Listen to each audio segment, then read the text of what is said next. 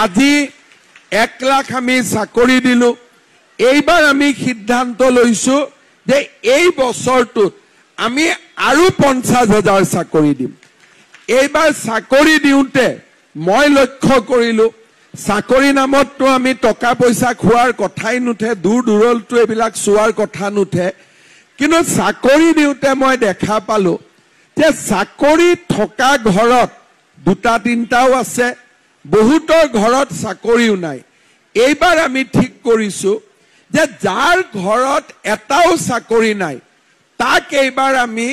অৰেলত 10 number বেছিকৈ দিম যাতে চাকৰি নথকা ঘৰতো লাহে লাহে চাকৰি যাব পাৰে মানুহৰ আৰ্থিক অৱস্থা ভাল হয় আমি অৰুণোদয় আৰম্ভ কৰিছিলো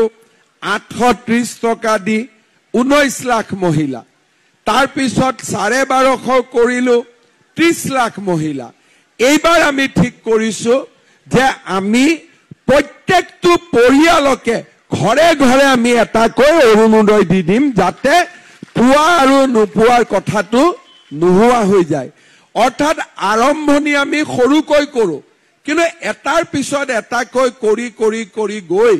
আমি সেই আঁচনিটোক ইংৰাজীত কয় সেচুৰেশন আমি সেচুৰেশন পৰ্যায়লৈকে লৈ যাওঁ যে 10 লাখ দি আৰম্ভ কৰিলো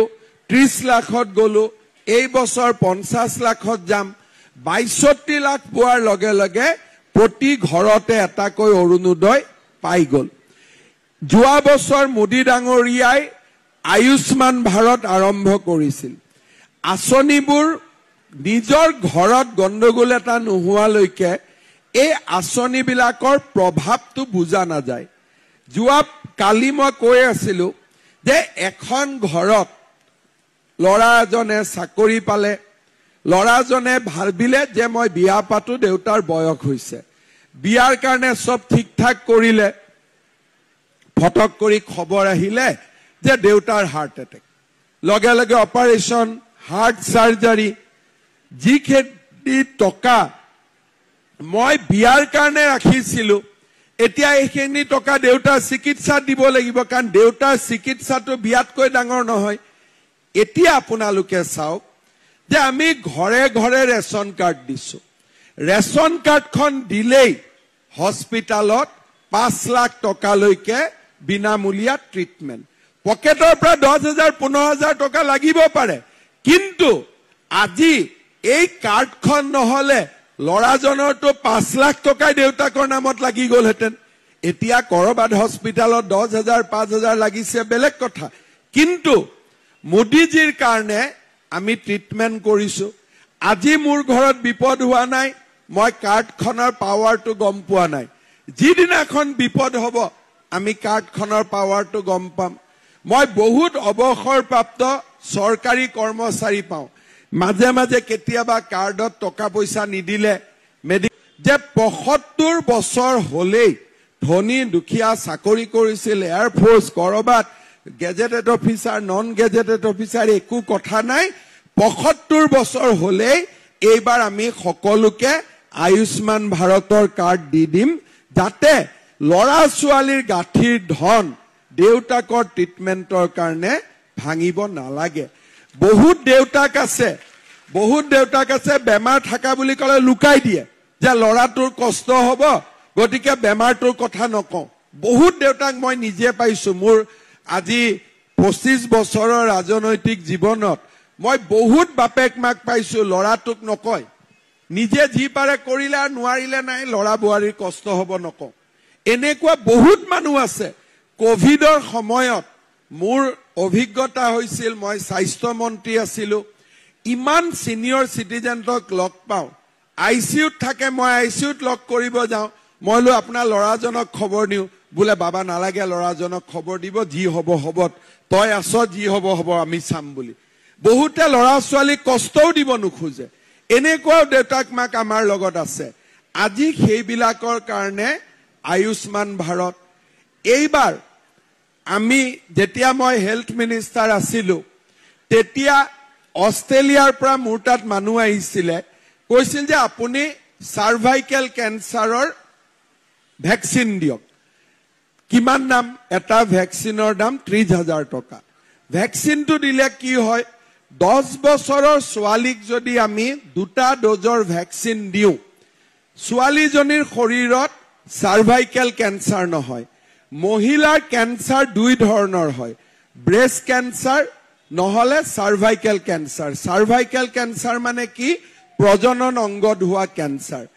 আজি মোদী ডাঙৰীয়ে এইবাৰ বিজেপিৰ মেনিফেস্টোত লিখিছে যে যাতে আমাৰ মহিলাৰ সাৰ্ভাইকেল ক্যান্সাৰ নহয় এইবাৰ আমি সকলোকে ভ্যাকচিনেশন কৰিম বিনামূলীয়াকৈ আমি ভ্যাকচিনেশন কৰিম এতিয়া যেতিয়ালৈকে মোৰ ঘৰত বেমাৰ নহয় তেতিয়ালৈকে মই গম নাপাম কিন্তু বেমাৰ হোৱাৰ দিনাখন ডক্টৰে ক'ব সাৰ্ভাইকেল ক্যান্সাৰ কিন্তু আমি বুজি পাম যে এইটো ভ্যাকচিন ললেতো এইটো নহলেতেন লাহে লাহে ক্যান্সাৰৰ ভ্যাকচিনৰ গৱেষণা চলি আছে আজি আমাৰ সাৰ্ভাইকেল ক্যান্সাৰৰ ভ্যাকচিন ওলাইছে লাহে লাহে বিভিন্ন প্ৰকাৰৰ ক্যান্সাৰৰ ভ্যাকচিন ওলাব আৰম্ভ কৰিব গৱেষণা বিলাক বহুত আগবাঢ়িছে এই কথাবিলাক সৰকাৰসমূহে যেতিয়া গম পায় সৰকাৰসমূহ যেতিয়া সেনসিটিভ হৈ থাকে মানুহৰ নিডৰ প্ৰতি মানুহৰ প্ৰয়োজনৰ প্ৰতি যেতিয়া সৰকাৰ সেনসিটিভ হৈ থাকে তেতিয়া সমাজখন বহুত শৃংখল হয় বহুত মানুহে কয় যে অৰুণোদয় কিয় দিব লাগে হিতাধিকাৰী হয় আপোনালোকে চাব আমি বুজি নাপাও ঘৰৰ আমাৰ ঘৰত যি গৰাকী মহিলা কাম কৰিব আহে অৰুণোদয় হোৱাৰ আগৰ জীৱন আৰু অৰুণোদয় হোৱাৰ পিছৰ জীৱন অৰুণোদয় নাথাকুতে হাজবেণ্ডৰ পৰা তাই যিমান সন্মান পাইছিলে যেতিয়া মাহত 1250 টকা একাউণ্টত আহে সেই মহিলা গৰাকীৰ ঘৰত সন্মান দুগুণে বৃদ্ধি হয় যে কাৰণ আৰ্থিক অৱস্থাটোৱে আজিকালি আমি নাভাবা কয়ো মেটেৰিয়েল লাইফত ইকনমিক ষ্টেণ্ডাৰ্ডে বহুত ডিপেন্ড কৰে আপোনালোকে চাব ঘৰত দুজন ল'ৰা আছে উপাৰ্জন কৰা ল'ৰাজনক মাকৰ চকুত সব সমান কিন্তু তথাপিতো উপাৰ্জন কৰা ল'ৰাজনক মাংস এক টুকুৰ বেছি কৈ দিয়ে যদিও মাকৰ চকুত কোনো পাৰ্থক্য নাই কিন্তু মানুহৰ জীৱন অৰ্থনীতিয়ে নিৰূপণ কৰে মৰম অন্তৰত যি নহওক ই ঘৰৰ গোটেই দায়িত্ব ই লয় ইয়াৰ উপাৰ্জনে দিয়া ঘৰত চাম গতিকে ডাঙৰ ল'ৰা আহিব এতিয়া হুলস্থুল নকৰিবি হি ভাতটো ভালকৈ খাওক এই একে ধৰণৰ ঘটনা কব নোৱাৰাকৈ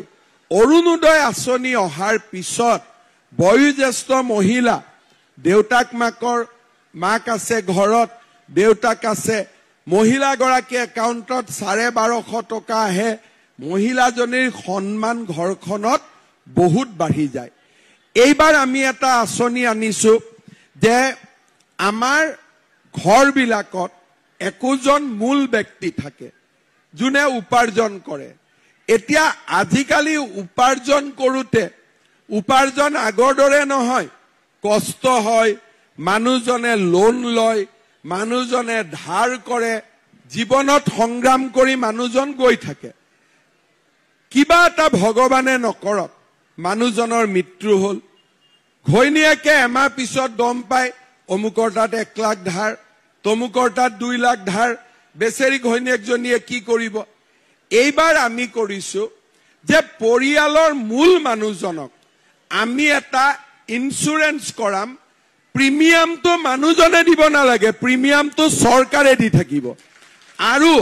ভগৱানে নকৰক মানুহজনৰ যদি মৃত্যু হল তেতিয়া হলে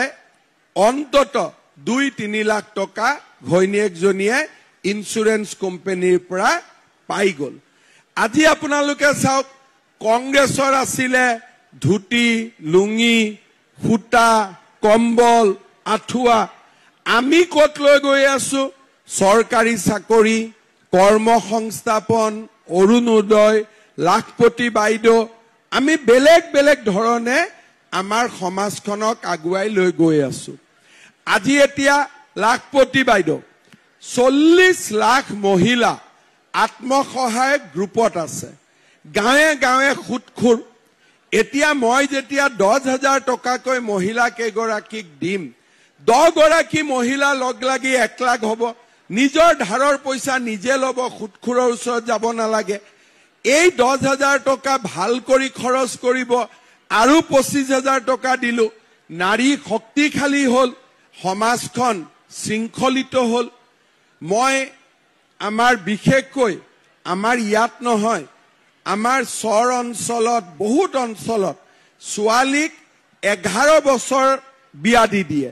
মই যোৱা 3 বছৰত এনেকুৱা ছোৱালী পাইছো যি 12 বছৰত মাগ হৈছে এতিয়া 12 বছৰ মাগ হোৱা ছোৱালী বহুত অসমত নাই বুলিও আজি দিনতো 10,000 ছোৱালী হ'ব যি 12 বছৰত মাগ হৈছে আৰু এই ছোৱালীবিলাক মাগ হৈছে 12 বছৰত বাপেকৰ বয়স কিমান 55 বছৰ 60 বছৰ আমাৰ বহুত আছে বিশেষকৈ চৰ অঞ্চলত যেতিয়া দুখীয়া মানুহে ধাৰ লৈ ধাৰ ঘূৰাব নোৱাৰে এছাম মানুহে কয় যে ছোৱালীটোক বিয়া দে আৰু বিয়া হৈ যায় এইবাৰ আমি কৈছো যে নহয় বাল্য বিবাহৰ বিৰুদ্ধে আমি কাম কৰিম যোৱা 2 বছৰত মই 12,000 মানুহক এৰেষ্ট কৰিছো 16 বছৰৰ তলত বিয়া কৰাৰ কাৰণে এতিয়া আমি এৰেষ্টটো এটা কৰিলো কিন্তু যদি ছোৱালীখিনি নপঢ়ে ছোৱালীখিনিয়ে যদি এটা ইকনমিক পাৱাৰ সৃষ্টি কৰিব নোৱাৰে ঘৰত বহাই থলেওতো মাক বাপেকৰ অশান্তি আজি 1 লাখ চাকৰি ওলাই 30% ওমেন ৰিজাৰ্ভেশ্যন নাৰ্ছ অকল মহিলা হ'ব পাৰে লৰা নাৰ্ছ নহয় এতিয়া এই যে মহিলাৰ কাৰণে সুবিধাবিলাক হৈছে সেই কাৰণে এইবাৰ আমি ঠিক কৰিছো যে আমি ছোৱালীবিলাকক পঢ়ুৱাবৰ কাৰণে খুব আক্ৰমণাত্মক এগ্ৰেছিভলি আমি কাম কৰিম কেনেকৈ কাম কৰিম লৰা আৰু ছোৱালী দুইটাকে আমি কলেজত বিনামূলীয়াকৈ এডমিশন কৰি দিম আৰু ছোৱালীজনী যেতিয়া কলেজত এডমিশন ল'ব হায়াৰ সেকেন্ডাৰী ফাৰ্ষ্ট ইয়াৰত তাইক অহা যোৱা খৰচৰ কাৰণে আমি 10,000 টকা দিম ডিগ্ৰীত 12,500 দিম আৰু ইউনিভাৰ্চিটিত পঢ়িলে বিএডত পঢ়িলে আমি 25,000 কৈ টকা দিম অৰ্থাৎ দেউতাক মাকে ছোৱালীজনীক সমস্যা বুলি ভাবিব নালাগে দেউতাক মাকে ছোৱালীজনীক সম্পদ বুলি ভাবিব লাগে মই এই কথাবোৰ এই কাৰণে কৈছো যে আমাৰ বিজেপি চৰকাৰ এজিপি আমি লগ লাগি এখন নতুন অসম বনাবৰ কাৰণে আমি চেষ্টা কৰিছো যিখন অসমত মানুহৰ সুখ থাকে শান্তি থাকে প্ৰগতি থাকে আৰু চাওঁতে চাওঁতে আপোনালোকে পৰিৱৰ্তন দেখিছে আৰু পৰিৱৰ্তন দেখি